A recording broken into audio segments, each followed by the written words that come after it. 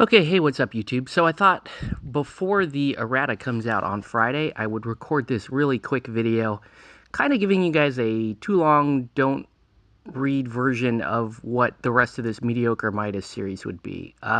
Recently, I won a very small tournament locally, which was interesting because I played Midas the entire time, and we can get into that in a little bit more detail. But what I wanted to cover here was kind of how that Midas team works, the whole philosophy behind the team, and then we'll break down individual models in also like short video segments. So the team is really this. It's Midas, Naja, Crucible, Vitriol, and OCAT. And then I have a flex slot there. And the flex slot is typically Mercury. And this is the exact team I played in the recent tournament. And it did pretty well. I mean, it usually follows a 2 goals, 2 takeouts style. But in other matchups, you may switch over to a 3-0 style, and I played it both ways during the tournament.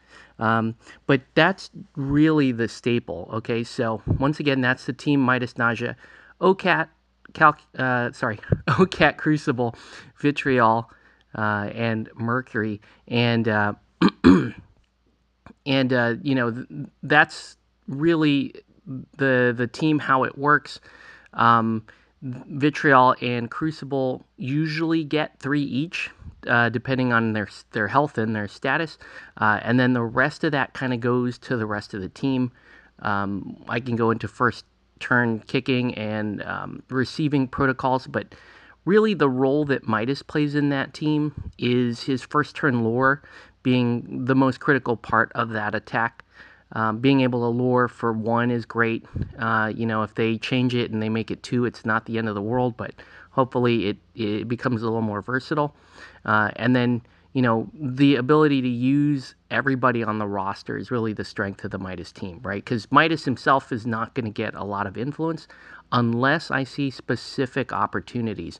Now, his legendary also becomes useful at points in the game, but it's usually a very specific point, and then you have to get accustomed to that just getting wiped out as soon as it's done. So again, we'll get into that a little bit more in detail later, but suffice it to say, really, you're only taking Midas for a couple things. You're taking him for a lure, and you're taking him for a legendary, and then really the rest of his influence is going to the rest of the team, powering the rest of the team, and then playing to your strategy, either 2-2 or 3-0.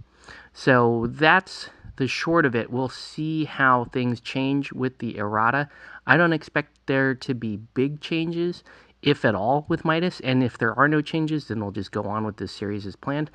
If there are changes, then we'll do a separate segment on changes specifically to Midas, and then move on from there. So that's going to do it for this video. I know I didn't really explain a whole lot. Let me know in the comments if you want to cover like specifics of the 3 games that I played, or if failing that, you can just read the post that I had posted here on the channel. Otherwise, that's going to do it for this video. I want to thank everyone for watching, and have a good one. Thanks.